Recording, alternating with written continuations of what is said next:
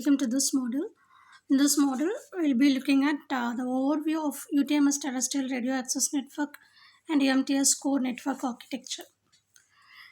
The UTRON, that is UMTS terrestrial radio access network, is a collective term for the network and equipment that connects the mobile handsets to the public telephone network or the internet. It contains the base stations which are called node Bs and radio network controllers that are called RNC, which make up the UMTS radio access network. The UTRON consists of a set of radio network subsystem, that is RNS. UTRON is a collective term for the network and equipment that connects the mobile handset to the public telephone network or the internet. And the RNS has two major elements, that is node B and RNC. RNS is responsible for the radio resources and transmission, reception in a set of cells. A cell or sector is a one coverage area served by a broadcast channel. An RNC is responsible for the use and allocation of all the radio resources and the RNS to which it belongs. The RNS also handles the user voice and packet data traffic, performing the actions on the user data streams that are necessary to access the radio bearers. Now let us see the responsibilities of RNCs. The following are the responsibilities, that is intra-utron handover, macro diversity combining and splitting, frame synchronization and so on. And it can also be used for outer loop power control, IUR interface, user plane setup and so on. And now let us see the responsibilities of node B. The node B is responsible for radio transmission and reception in one or more cells from the user equipment. And this is the logical structure of node B. And this logical structure, in this logical structure, you can see the node B control point is connected to a DCH data port and communication control port.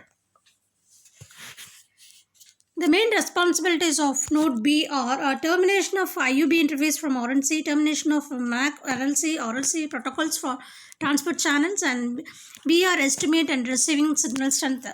And then inner loop power control and open loop power control, macro diversity combining and splitting of data streams from its cells and sectors and so on.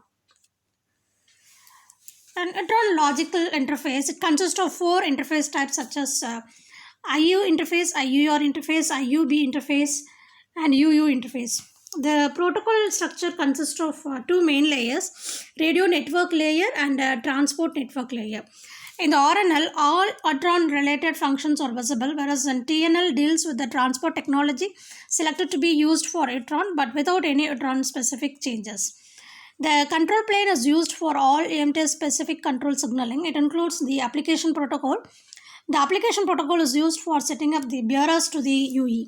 User information is carried by the user plane. The user plane includes data streams, data bearers, and data streams. And for each data stream, it is characterized by one or more frame protocols specified for that particular interface. Right. The transport network control plane carries all the control signaling within the transport layer. It doesn't include the radio network layer information. It contains access link control application part, that is ALCAP, required to set up the transport bearers for the user plane. The transport plane lies between the control plane and the user plane. The diagram shows you the general protocol model for UTRON surface. Here the IO interface is the open logic interface that interconnects one UTRON to the UMTS core network, that is UCN. The IO interface consists of three different protocol planes, the radio network control plane and the transport network control plane and the user plane, as you can see in the diagram. And the RNCP performs the carrying of information from the general control of UTRON radio network operation. It also carries the information for control of UTRON in the context of each specific call. It carries user call control, that is CC, and mobility management signaling signal. The control plane, this will serve two service domains in the core network, the packet switched domain and the circuit switched domain. The circuit switched domain supports circuit switched services. For example, you can say the examples of a Circuit switched services are voice and fax. And the CS domain can also provide intelligent services such as voicemail and free phone. The PS domain deals with the PS service. Some examples of PS services are internet access and multimedia services. Since internet connectivity is provided, all services currently available on the internet, such as search engines and email, are available to mobile users. The Transport Control Network Control Plane (TNCP) carries information for the control of transport network used within the UCN.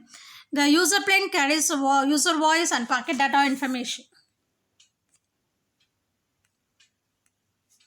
And the IO interface, it is the open logical interface that interconnects one Neutron network to the UMTS core network.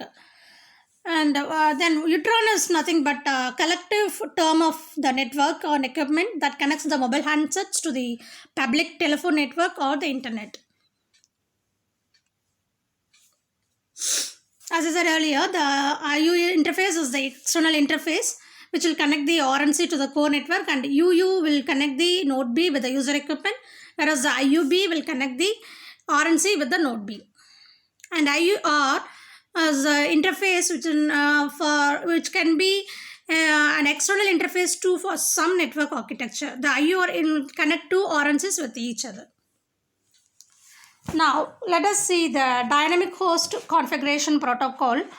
It is a protocol that automatically provides an IP host with its IP address and other related configuration information. It works on the protocol UDP port number 67 and 68. And the main advantages of DHCP are the automatic IP assignment and less administrative effort, minimum error or no error. It provide additional information like DNS and subnet mask, and it also gives extra features like reservation and exclusion.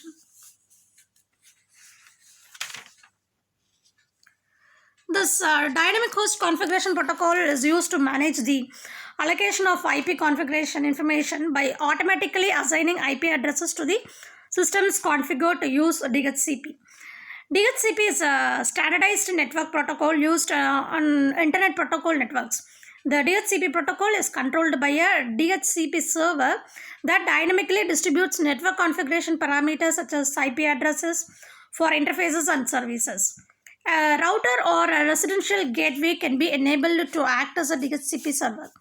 A DHCP server enables computers to request IP addresses and networking parameters automatically, reducing the need for a network administrator or a user to configure these settings manually.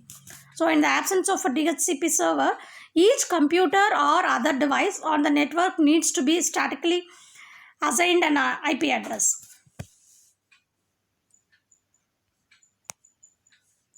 Okay, now let us see how the DHCP works.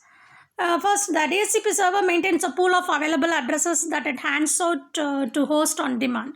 This considerably reduces the amount of configuration an administrator must do, since now it is only necessary to allocate a range of IP address with each network. Since the goal of DHCP is to minimize the amount of manual configuration required for a host to function, it would rather defeat the purpose if each host had to be configured with the address of the DHCP server.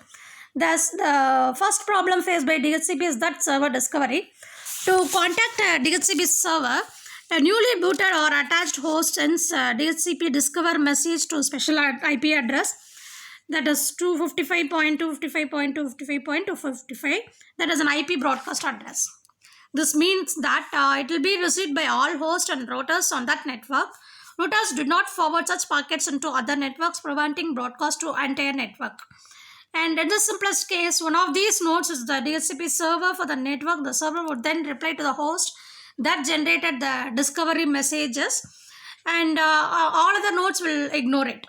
However, it is not really desirable to require one DHCP server on every network, because this still creates a potentially large number of servers that need to be correctly and consistently configured. Thus, DHCP uses the concept of relay agent, and there is at least one relay agent on each network, and it is configured with just one piece of information, that is the IP address of the DHCP server. When a relay agent receives a DHCP discover message, it records the DHCP server and awaits for the response, which it will then send back to the requesting client. Next, we'll focus on LTE, that is long-term evolution. The long-term evolution was started as a project in 2004 by telecommunication body known as a Third Generation Partnership Project on 3GGP. The LTE evolved from an earlier 3GPP system known as Universal Mobile Telecommunication System, that is UMTS, which in turn evolved from the Global System for Mobile Communication. Even related specifications were formerly known as the Evolved UMTS Terrestrial Radio Access, that is UTRA, and Evolved UMTS Terrestrial Radio Access Network, that is UITRON. A rapid increase of mobile data usage and emergence of new applications such as MMOG will, on the way towards the fourth generation mobile, have motivated the third generation partnership project. And the main goal of LTE is to provide a high data rate, low latency, and pocket optimized radio access technology supporting flexible bandwidth deployments. And same time, its network architecture has been designed with a goal to support packet switched traffic with seamless mobility and great quality of service. And the three major equipments or components of LTE architecture are the user equipment and evolved UMTS Terrestrial Radio Access Network and Evolved Packet Core, that is EPC. This user equipment, it is comprised of the following equipment, that is mobile termination, terminal equipment, and universal integrated circuit card.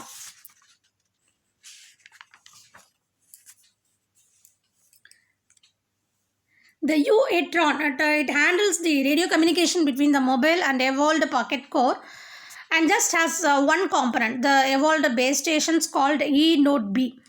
And each E-Node B, that is ENB, is a base station that controls the mobiles in one or more cells. The base station that is communicating with the mobile is known as serving ENB. LTE mobile communicates with just one base station and one cell at a time, and there are following the two main functions of supported by ENB will be: first, the ENB sends and receives radio transmission to all the mobiles using the analog and digital signal processing functions of the LTE air interface. The ENB controls the low-level operation of all its mobiles by sending them signaling messages such as handover commands.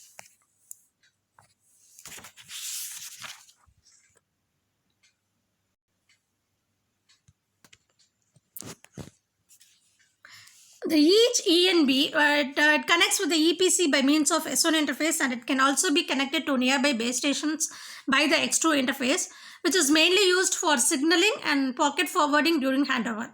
Your home ENB, that is HENB, is a base station that has been purchased by a user to provide the femto cell coverage within the home. Your home ENB belongs to closed subscriber group and can only be accessed by mobiles with the USIM, and that also belongs to the closed subscriber group. Evolved Node B functionalities will be resource management, admission control, application of negotiated UL quality of service, cell information broadcast, and ciphering and deciphering of user and control plan data.